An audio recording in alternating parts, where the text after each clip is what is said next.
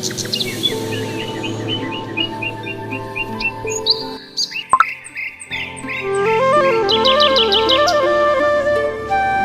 ঠাকুমা, এই লাল শাক দিয়ে কি সত্যিই বিরিয়ানি তৈরি করা যায়? লাল শাক কোনো সাদা মাটা শাক না, এই শাকের মধ্যে আছে অনেক উপকার, আর রঙও কি মিষ্টি, আছে বিশেষ গন্ধ।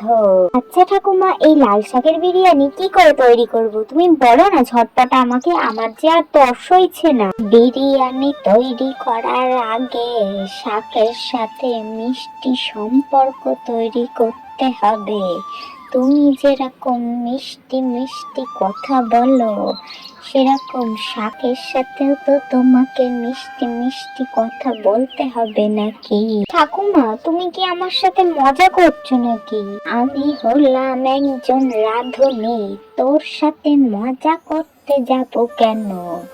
তোকে তো বলছি শাককে ভালো করে যত্ন নিয়ে সম্মান করতে হবে, তবেই তুই রান্না করতে পারবি, আর সেই রান্নার স্বাদ হবে।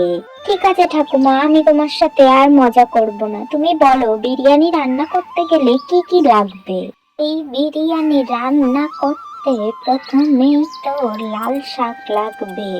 তুই কাল সকাল সকাল বাজারে গিয়ে সুন্দর মতন লাল শাক নিয়ে আসিস। আচ্ছা ঠিক আছে ঠাকুমা, তাহলে এখন আমি বাড়ি যাই।